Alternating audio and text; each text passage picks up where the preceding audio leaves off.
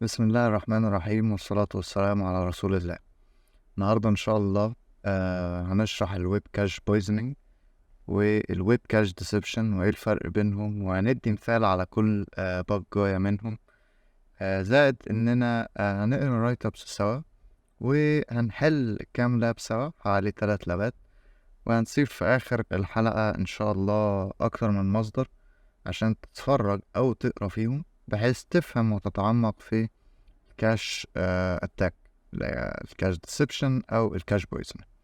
طيب، مبدئيا عايزين نفهم ايه فكرة الكاش، يعني ايه كاش. طيب، هنا اليوزر مفيش كاش في اول لاين اللي هو الاصفر ده الاورنج، مفيش كاش.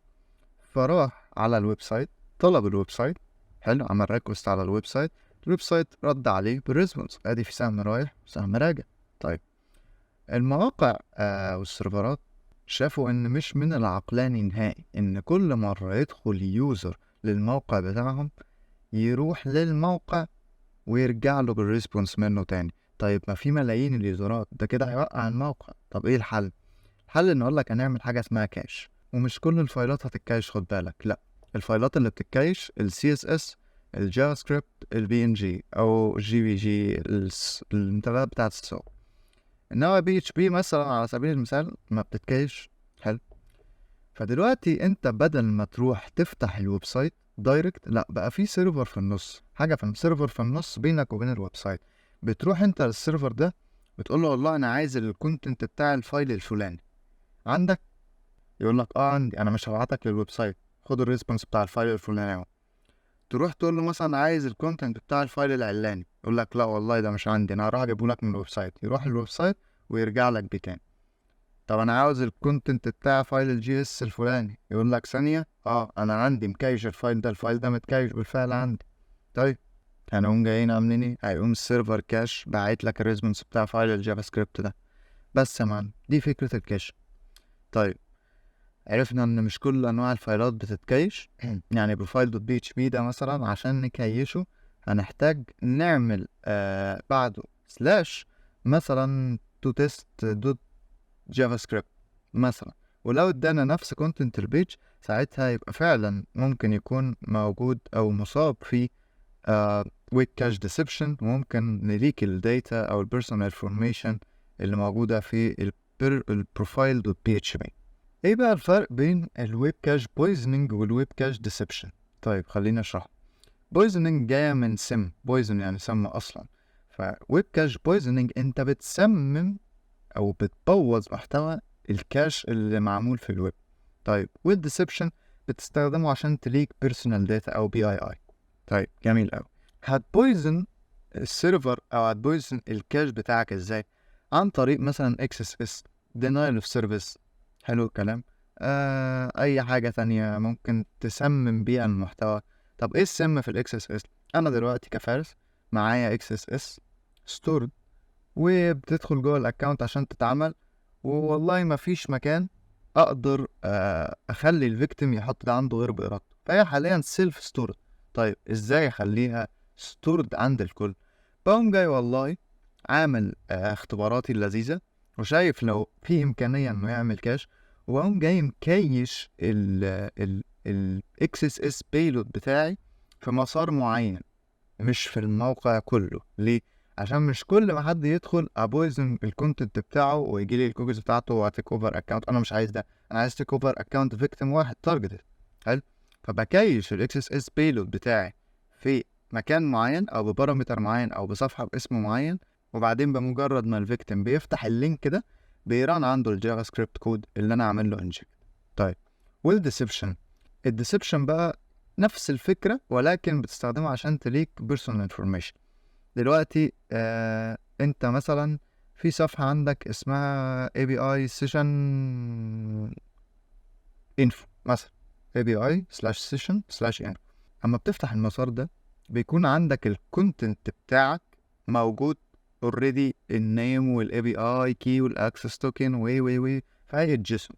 طيب، انا والله جيت بعد انفو وقمت ضايف victim.css مثلا، لقيته عمل كاش.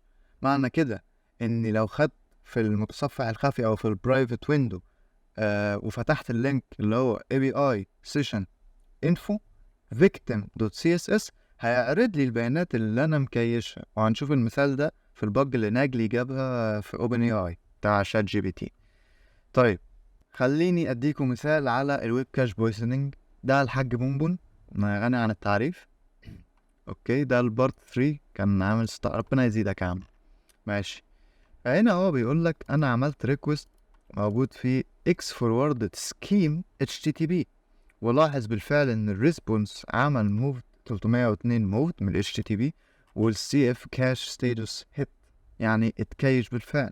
طيب قام قايل لك والله بقى انا قمت حاطط هنا redacted، عملت بويزن بريدكتد يعني حط اللينك بتاعه، حلو الكلام، وخليته يريدايركت او يفتح HTTPS redacted مش عارف ايه والبي، وبعدين اتكيش معاه وجاب معاه هيت.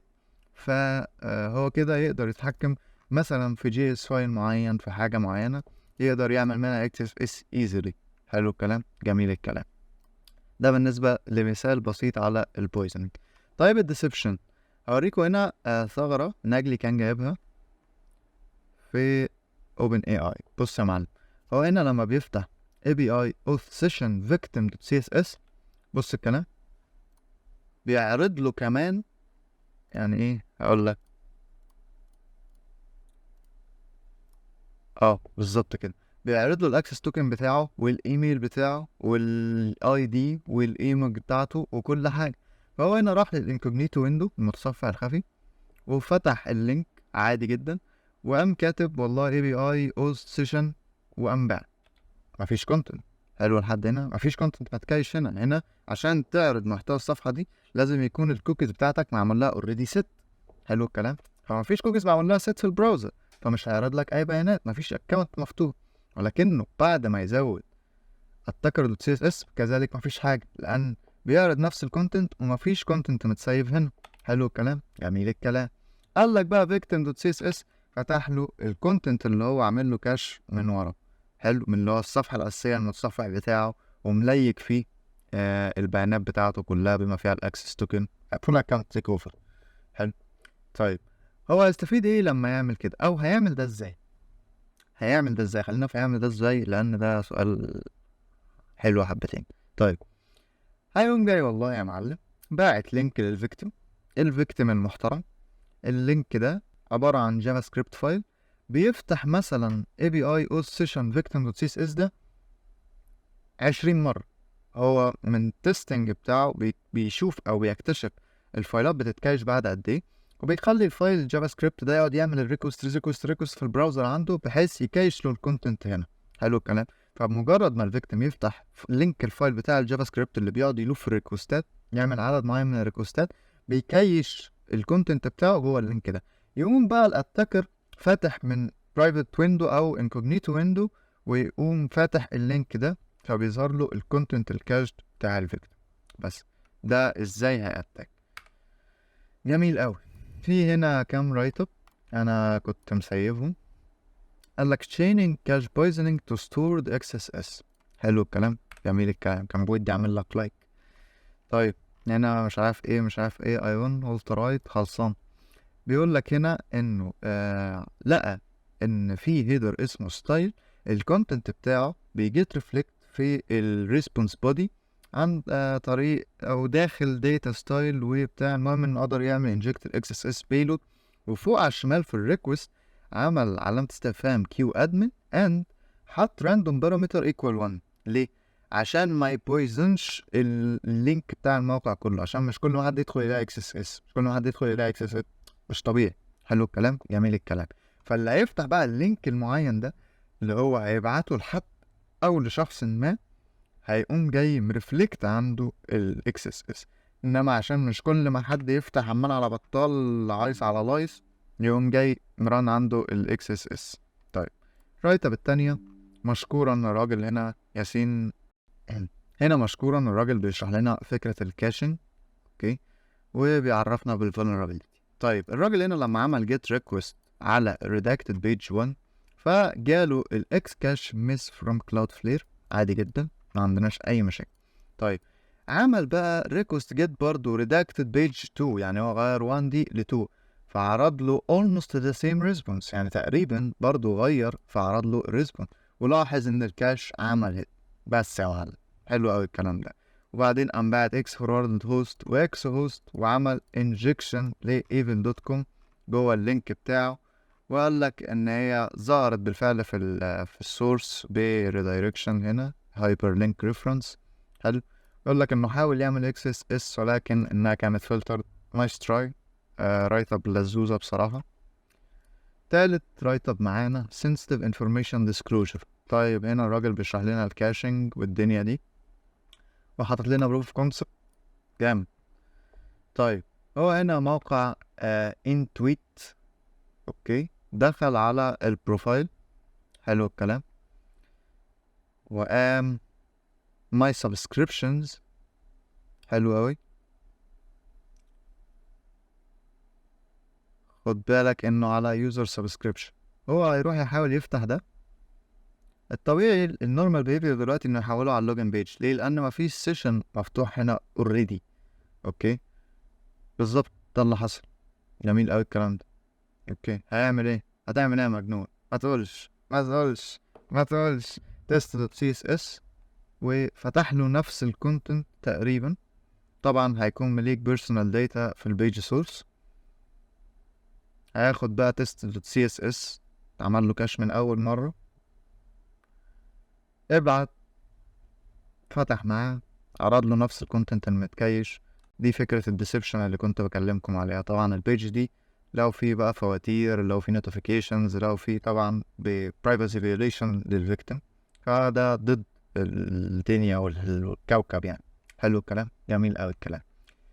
بس وطبعا ما يقدرش يخش في اي حاجه من بالظبط ما يقدرش يخش في حاجه. لو داس حاجه منها هيدايركت على اللوجن بيج. ليه؟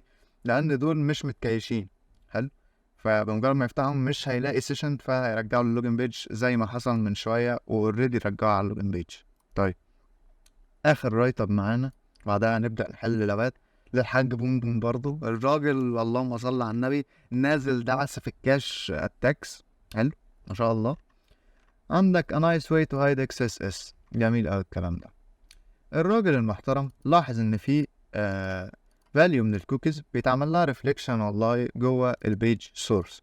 طيب جميل اوي الكلام ده. وقال لك عمل باي باس للبتاع اي بي ريفلكتد بتاع. لاحظ ان الاي بي بتاعه بيجيت ريفلكتد، فقال لك ايه على طول نجرب اكس فورورد فور. عسل. وقام حاطط الاكس اس اس وباقي الاكس اس اس وباقي الاكس اس اس والفاليو بتاعت الجي دي اي دي كمان. هو لحم بيلود الاكس اس اس تما ببعضيهم، يعني الاربعه دول بينزلوا جنب بعض زي ما احنا هنشوف كده. حلو بالظبط. كل ده هو قدر يتحكم فيه. جميل الكلام. حلو الكلام. بسيطه. اوكي. وهو عشان ما يبويزنش الكل، كتر خيرك يا راجل. x.gs تي ارقام عشوائيه، وقال لك a nice way to hide XSS. كده اللي هيفتح اللينك ده يقوم جاي مران عنده بوم XSS account take over. وشكر الله سعي. ده الريبورت بتاع البجاية دي. جلاس دور. طب انت ليه هنا كاتب ريدكتد يا راجل؟ ممكن ما يكونوش لسه عملوا ديسكلوز او حاجة. بس نايس 1000 200 800 $2000 ان توتال. جميل يا عم، اللهم بارك، ربنا يزيدك يا عم بونبون. هنبدأ بقى نحل لابات. اوكي. وبعدين هنحط لكم المصادر دي، ولكن خلينا في اللابات. واول لاب معانا ويب كاش بويزنينج with an unkeyed cookie. حلو الكلام. وعايزنا نعمل alert 1 access the lab. ايه كل اللينكات دي يا رجاله؟ لا افتح كده، افتح كده عشان انا ما عنديش خلق اللي انت بتعمله ده. نبات بورت سويجر حلوة، ولكنها مش عارف ليه ما بتفتحش من أول مرة. بالظبط كده. فتح. اوكي. حطيت ده في السكوب وراح أعمل enable show only in scope items. وهنا request interception. جميل أوي الكلام ده. حلو يا معلمي. حلو. أدينا بدينا. و هنا هو بيقول لك عاوز يرفلكت من الكوكي. حلو. في هنا هو عمل ست لكوكي حاجة بسيطة اسمها برودكت كاش مش عارف مين. فخلينا في المين بيج كده. اوكي اوكي حلو الكلام، جميل اوي الكلام. هات الكوكيز اللي هو عمل لها ست دي، جميل الكلام ولد، بالظبط كده. حلو، لقينا بالفعل الكونتنت ده موجود في الفاليو بتاعت فرونت اند. اوكي هنا بالظبط كده. طب انا والله جيت قلت له هاكر مثلا كده بالظبط اهو، قال لي هاكر وبالفعل الفاليو بتاعت اف اي هوست بتجيت ريفلكت في الريسبونس عندي. طيب الراجل يا عم قال لي انا عايز الارت بسيط الارت 1. طيب هقول له الارت 1 هاكر برضو عشان ما بويزنش الكل. هقول له هنا t equal 1 2 3 1 2 3 اسف علامة استفهام. بالظبط يا معلم، اهو عمل age 0 miss age 5 hit، وهقوم جاي اعمل له show response in browser. هفتح اللينك alerted 1 عادي جدا. طيب يا معلم، جميل اوي الكلام ده. اوكي not solved، هو مصمم انه not solved بس ماشي مش موضوعنا. جميل، ممكن يكون عاوز في الكونتنت الاساسي.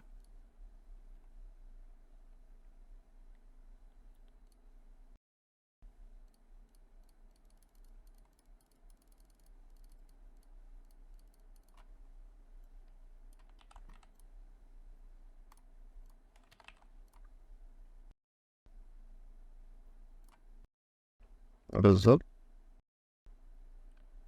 show response in browser، عمل alert او عايز في الكونتنت الاساسي فجابه solved. حلو، مش عاوزنا نلعب عشان ما نبويزن، هو عايز يبويزن الكل من الاخر. اوكي طيب ندخل على تاني لاب بويزنينج برضو. هنشوف الهنت بسرعة. قال لك ان الاكس فورورد هوست والله بتجيت ريفلكتد في الكونتنت بتاعك يعني. طيب اكسس ده لاب يا سيدي. في هنا اكسبلويت سيرفر. حلو الكلام. احنا خليني ابص ايه اللي بيحصل هنا بالظبط. ده اللي هي الاف 0 دي x forward host evil.com.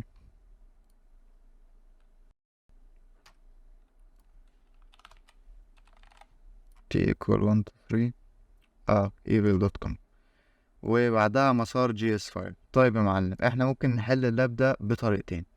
الطريقة الأولى وهي دايركتلي إننا نinject ال XSS payload بتاعنا هنا في البيج سورس. والطريقة التانية إننا هنكرافت جي اس فايل بنفس المسار ده، وكده كده بنعرف نتلاعب بالدومين. هنحط الدومين بتاعنا اللي احنا عملنا كرافت عليه، وهنحط له المسار اللي هو اوريدي بيفتحه، وهنحط هنا مثلا alert document.cookie بالظبط كده. جميل الكلام. فخلينا نحل بالطريقة الأولانية. اوكي فين tracking.js عشان هنحتاجه في الطريقة التانية. طيب يا مان، ده والله هقول له 1 2 3 4. هقول له evil.com. طيب هقفل ده، بعدين هنحط document.cookie وهقفل ده، بعدين هفتح content جديد وهو هيلحم فيه بده ويقفل. طب وريني. جميل الكلام. سكريبت مش عارف ايه، لا انا اسف، ابتدي انا يا عم 5 عشان الراجل ده ما يزعلش. او فتح سكريبت، قفلت انا التاج بتاع evil.com، حطيت له سكريبت وسكريبت تاني في alert.document.cookie. حلو، وقلت له السكريبت ده سورس وبتاع وقفلته له كده بالظبط. ده السولفر هنا ظبطتها له. اوكي بس يا معلم، هنا هو عامل ايدج 0 مس. فانا هروح للمين دومين اهو، عمل ايدج 0 هيت ايدج 4 هيت show response in browser. بالظبط كده عمل solve. طب ايه الطريقة التانية اننا نحل اللاب ده؟ هنحلها في اللاب اللي بعده. انا فاكر اللاب ده الى الان لان انا وقت ما بدأت احل لغاية الكاش بويزنينج خدت تحدي مع نفسي اني ما ابصش على السولف نهائي. حلو الكلام. فركز في البتاع ده لان لفته بسيطة الى حد ما، مش بسيطة الى حد ما، سامحني. اكسس دراب وتركز وتعالى معايا. كده كده الطريقة التانية اللي قلنا هنحل بيها هنشرحها في اللاب ده. حلو. لان هي ما فيهاش غير اللاب ده اللي هتتشرح فيه. جميل الكلام. حلو اوي الكلام ده. جو تو اكسبلويت سيرفر يا معلم. ماشي يا ابن الحلال. انا ليا فرق قديم مع اللاب ده. اوكي. روح لل018 ده اهو وtracking.js. طيب فتحنا البيج عادي، كونتنت البيج بتاعنا عادي، ولقيته هنا والله يعني هناك كان حاطط اللينك بالفعل كان في evil.com بيدخل من x forwarded host. طب انا لو جبت x forwarded host هنا فين هنا، بص مفيش evil.com. هو ما بيحطش الدومين اصلا جوه الكونتنت بتاعك. فايه الحل؟ الحل هنا يا معلم انك تمانبيوليت ده. بص انت لما تفتح tracking.js ده من هنا بيفتح لك ده على طول. بالظبط ده اللي انت عاوزه هنا. فهو هنا بيقول لك ان التشالنج ده ممكن تستخدم فيه x forwarded host و x forwarded scheme عشان تخلي اللينك يريدايركت اوكي ويجيب 302، والهوست عشان تتلاعب هو رايح فين، زي ما بونبون عمل وحط ريداكتد بعد ما حط السكيم HTTP. فاكر الحته دي؟ اوكي. هنعمل نفس الموضوع برضو x forwarded scheme HTTP. اقول له هنا والله T123 مثلا. حلو جميل. جاب لك اهو، قام جاي بعديها يا معلم هو حط لك ده هنا. فاحنا هنروح على الاكسبلويت سيرفر بسرعه نحط alert document.cookie. حلو الكلام. وهنكرافت اليو ار ال. هاخد بقى x forwarded host x forwarded host بالظبط كده، وهحط له الاكسبلويت سيرفر بتاعي وهبايظن الكل بقى. مش هبايظن حته معينه، لا هبايظن الجي اس فايل تمام.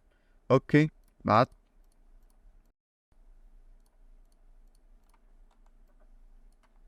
عيد.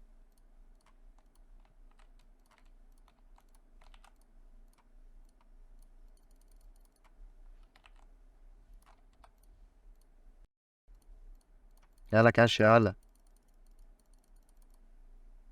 بالظبط كده. بعد ما وصل للايدج 30 ورجع من اول فخد كاش جديد، حط الاكسبلويت سيرفر بتاعي موجود هنا. حلو الكلام. جميل الكلام. انا دلوقتي بمجرد ما هفتح ده انا عامل كرافت لليو ار ال ده او للجافا سكريبت ده. بمجرد ما اشو ريسبونس هنا عمل لي الارت واللاب ليه مش سولفد يا ابن الحلال؟ ما هي الارت ايمن. لا حول ولا قوة الا بالله. مش مشكلة، مش موضوعنا، ولكن المهم انها بالفعل عملت الارت. ليه؟ لاني زي ما قلت لك انا بص هنا في الكاونتر بتاع الايدج ده 17.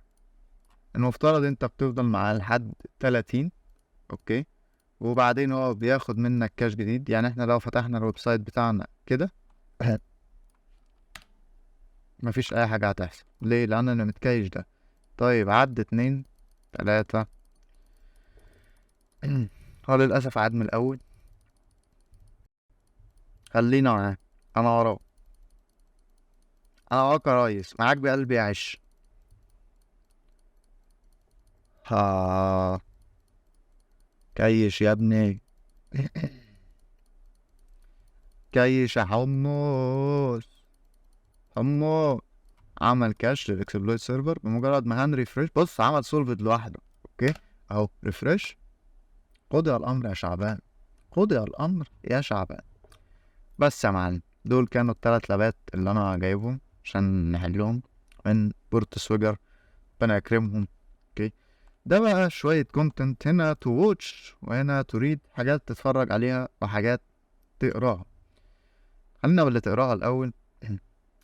ده مقال عن الكاش بويزنينج والكاش ديسبشن، بسيط. يوست دوت ان، ده مقال مفصل حبتين وكويس بصراحة. كويس قوي، أنا شايفه كويس قوي. لأنه تقراه يعني هيفيدك جدا في الكاشن. حلو. ودي هنا كلها الانكيد هيدرز. حلو الكلام اللي بيقول لك تشيكها اذا كانت بتعمل ريفليكشن يعني في السورس بودي، الريسبونس بودي، اسف. اوكي، عندك كمان ستايل. في ستايل اللي قريناه في الرايت اب ممكن تضيفه بجانب الليستنينج. اوكي ماشي. هنا عندك بورت سويجر، اخويا حبيبي الحاج جيمس كيتل بعت لنا، بيقول لنا particular web cache poisoning، وشرح لك مقال بصراحة أقل ما يقال عنه إنه عظيم. حرفيا صدقني هو مقال عظيم. جميل جميل. الواتش بقى اللي أنا عايزك تتفرج عليه أو تتفرج عليه عادي بعد الفيديو لو لسه ما فهمتش مني قوي. ده إبراهيم حجازي، كاش بويزنينج والكاش ديسبشن، ساعة ضعف وقت الفيديو ده، وأكيد هتستفيد من حد زي إبراهيم حجازي أكتر مني بكتير. فرح هوا. بس هي هنا عاملة ويب كاش ديسبشن فور بيجنرز. طيب، وهنا ويب كاش ديسبشن برضو فالورانت، ايه ويب كاش بويزنينج بقى المرة دي برضو فور بيجنرز. طيب، عندك هنا بلاك هات المؤتمر ده فيديو المؤتمر ده بجد جامد وهيفيدك قوي. فيديو تاني لبلاك هات، يعني بيتكلم عن الكاش بويزنينج ميثودولوجيز او تعمل كاش بويزنينج ازاي. وطبعا قدامك الكونتنت الاخير تذاكر منه الا هو الفيديو اللي انت هتتفرج عليه دلوقتي. وبس، انا صورت الفيديو ده قبل كده على فكرة وكان 38 دقيقة، فبعد فلترة الاخطاء هو حاليا داخل على 30، ولكني صورت 38 دقيقة وبجد بجد انا حزين على، مش مشكلة، خير، كل حاجة بتحصل لسبب ما. وبس، اقابلكم في فيديو اخر. اتمنى اكسبيرينس ال بتاع ده الفيس كام دي ما تتكررش تاني، عشان انا عندي تروما. و للي هيسأل انا قاعد بزونت ليه في الصيف وفي الحر ده، لان التكييف في ظهري بالظبط، والموضوع بيبقى مؤذي لو قعدت بنص كم او حاجة خفيفة. دي عادتي المعتادة، عشان لو جالك فضول تسأل. بس اشوفكوا فيديو بعدين، استنوا بقى حلقة البودكاست يوم 12 او 13.